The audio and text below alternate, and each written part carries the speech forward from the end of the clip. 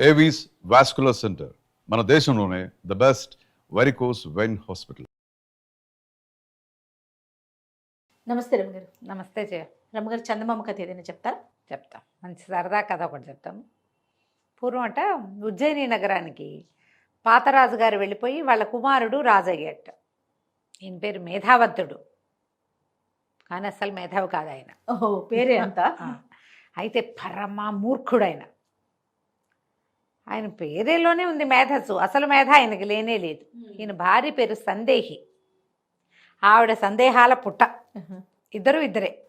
అక్కడి నుంచి వీళ్ళకి సుబుద్ధి అనే ఒక కుర్రాన్ని తన సహాధ్యాయును ఇంకా కొంచెం సహాధ్యాయుతాలకు స్నేహితుడిని ఒక మంత్రిగా పెట్టుకున్నారు. అయితే పాత మంత్రి గారు, తండ్రి గారి కాలం మంత్రి గారు గుణపాలుడని ఆయన చాలా తెలివైనవాడు. ఈ మేధావంతుడితోటి, ఈ సుబుద్ధితోటి, ఆ సందేహితోటి పడలేక ఆయన, మీకు ఎలాగూ యంగ్స్టర్స్ కావాలి, నేను ఓల్డ్ కదా, మీ యంగ్స్టర్ మంత్రి ఉన్నాడు కాబట్టి వాడు మీరు ఏదో ఒకటి తంటాలు పడండి, నాకు వద్దండి, నేను వానప్రస్థానికి వెళ్ళిపోతాను అని చెప్పేసి వెళ్ళిపోయి అడవిలో ఒక చోట ఎక్కడో ఒక ఇల్లు కట్టుకుని, ఒక ఆశ్రమం కట్టుకుని ఆయన తపస్సు చేసుకుంటున్నాడు.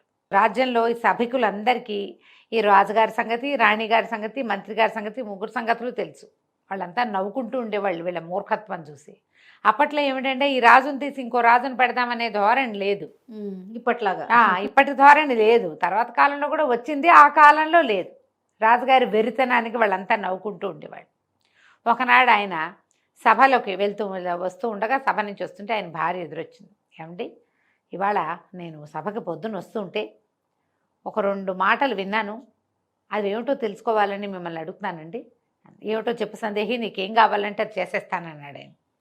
ఆయన ఎవరో ఒక ఆవిడ నేను మూర్ఖురాలా అంటున్నాడు, ఆవిడేమో నువ్వే మూర్ఖుడు అంటుంది. ఈ మూర్ఖుడు మూర్ఖురాలు అంటే ఏమిటి?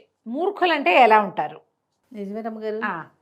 మూర్ఖులంటే ఎలా ఉంటారు ప్రభు, అది కనుక్కోవాలనుంది, నాకు ఈ సందేహం తీర్చాలి మీరు. అది రాజుగారికి మాత్రం ఏం తెలుసు, మూర్ఖులు అంటే ఏమిటో తెలీదు. ఆయన విన్నాడు ఎప్పుడో మూర్ఖుడు అన్న పదం. ఆ మూర్ఖుడు అనేది దేనికి వాడుతున్నారో, ఏ కాంటెక్స్ట్లోనో ఆయనకు తెలియదు. ఇది చాలా బాగుందని ఆయన ఏం చేశాడు, మర్నాడు పొద్దున్న సభలోకి మంత్రి గారిని పిలిచి, సుబుద్ధి, మూర్ఖుడు అంటే ఎవరు, మూర్ఖురాలు అంటే ఎవరు, ఎవరిని మూర్ఖుడు అంటారు, ఎవరిని మూర్ఖురాలు అంటారు, అదేమిటో చెప్పన్నాడు. మంత్రి గారు నిర్ఘాంతపోయాడు. అవును సుమండి, నేను ఎప్పుడూ ఆలోచించలేదు, నాకు తెలిసి ఈ పదాలు, కానీ ఎవరిని మూర్ఖుడు అనాలో ఎవరిని మూర్ఖురాలు అన్నారో నాకు తెలియదండి అనగానే రాజు కోపం వచ్చింది. అవురవురా, నువ్వు మంత్రివి కదా, నీకు తెలియపోతే ఎట్లా, నీకు ఇవాళ నుంచి వారం రోజులు గడువిస్తున్నాను. ఈ లోపల సభికులంతా నవ్వుకుంటున్నారు. ఈయనే మూర్ఖుడు పదానికి అర్థం కావాలంటే ఈయన బొందాన్ని నవ్వుకుంటున్నారు వాళ్ళు, అందరు నవ్వుతున్నారు. వారం రోజుల లోపల 5 మూర్ఖుల్ని పట్టుకురావాలి నువ్వు.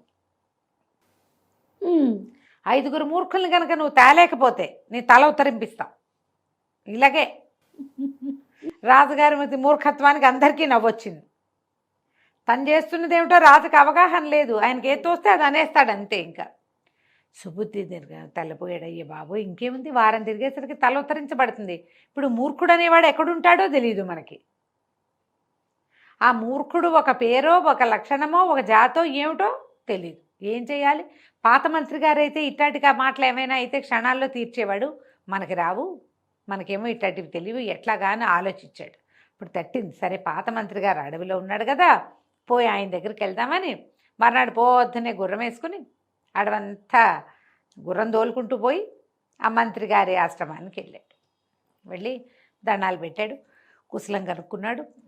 ఏమినైనా ఇలా వచ్చావంటే, మూర్ఖుడు మూర్ఖురాలు అంటే ఏమిటి, వాళ్ళు ఎలా ఉంటారు, వాళ్ళు ఎక్కడుంటారు? 5 మూర్ఖుల్ని పట్టుకొస్తే కానీ కుదరదండి, లేకపోతే నా మెడ ఉత్తరిచ్చేస్తారు రాజుగారు అనగానే ఈయనకు అనిపించింది, ఏం పిచ్చి వీళ్ళకి. సరే పద, నేను కూడా వస్తాను, రాజ్యానికి వెళ్దాం, దారిలో మనకు ఎవరైనా కనపడతారు, వాళ్ళని తీసుకెళ్దాం అని చెప్పాడు. వీళ్ళిద్దరూ మళ్ళీ వెనక్కి రావటం మొదలుపెట్టారు. ఊళ్ళు దాటి వస్తారు కదా, ఒక ఊరు దాటుతుంటే ఓ చోట ఓ ఇల్లు తగలబెడతాం, ఓ పక్కన అంటుకుంది. ఆ ఇంటి ఆయన ఆ చమురు తీసి ఇంకో పక్కన పోస్తున్నాడు, నూనె పోస్తున్నాడు ఇంకో పక్కన.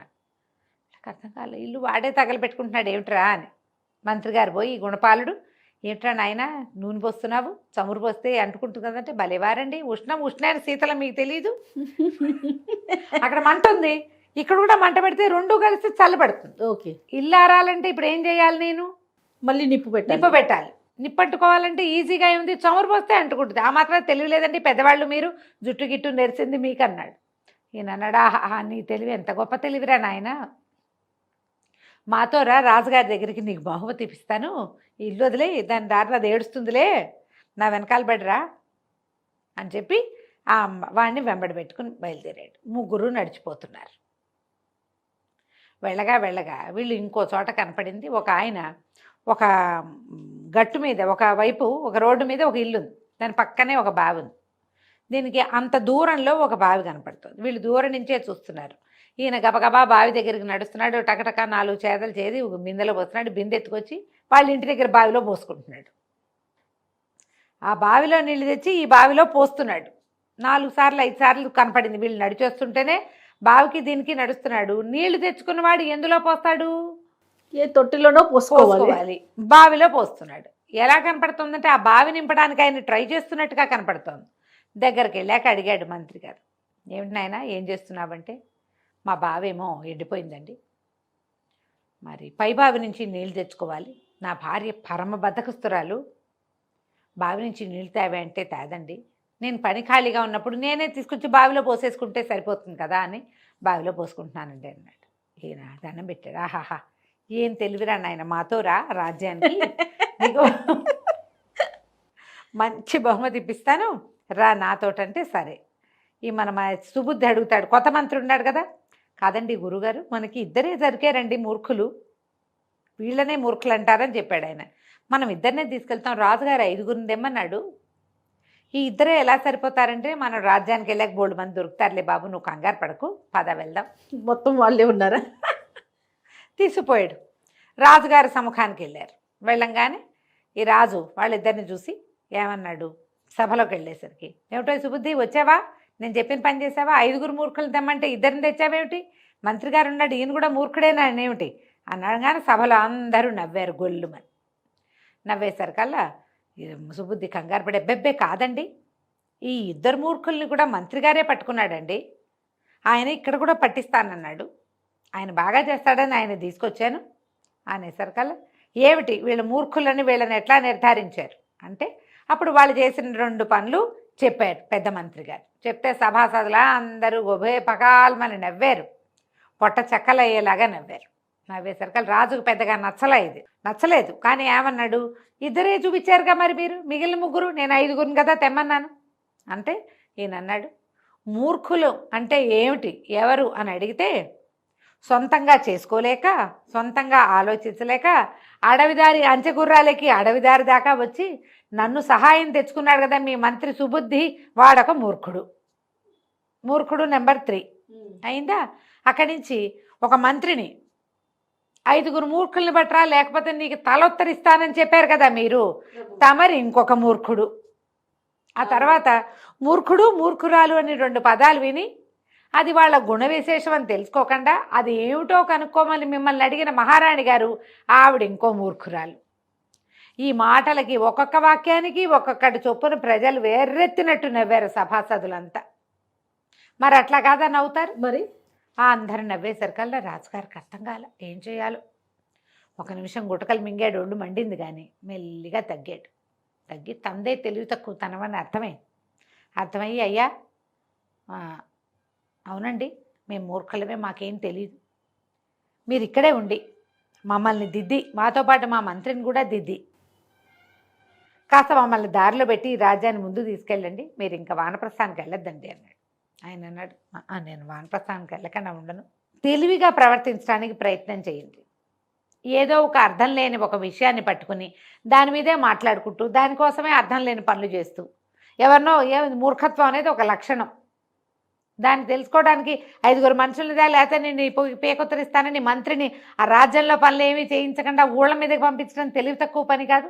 అలాంటివి చేయొద్దు. సలహా సంప్రదింపులు సభికుల దగ్గర తీసుకోండి, మెజారిటీ ఐడియాస్ వీళ్ళ దగ్గర తీసుకోండి. ఏదైనా ఒకటి ప్రతిపాదించారు, దానికి ఎక్కువ మంది ఓటేస్తే ఆ పని చేయాలి, ఎక్కువ మంది ఓట్లు రాస్తే చేయకూడదు. ఇలా వెళ్తే క్రమంగా మీకే తెలుస్తుంది. నేను మాత్రం ఈ రాజ్యంలో ఉండనండి, మీరు మరోలా అనుకోకండి అని చెప్పి ఆయన మాత్రం తన దారిని తన అడవికి వెళ్ళాడు. ఆ తర్వాత ఈ మేధావంతుడు ఆ సందేహి మహారాణి గారు, ఈ సుబుద్ధి అనబడేటువంటి అత్యంత తెలివి కలిగిన వాళ్ళ మంత్రి ముగ్గురు కొంచెం బుద్ధి జ్ఞానం తెచ్చుకుని మెల్లిగా ఎలాగోలాగా రాజ్యాన్ని ముందుకు తీసుకెళ్లారు. కథ కంచికి మనం ఇంటికి. నమస్తే రమ్మగారు. నమస్తే.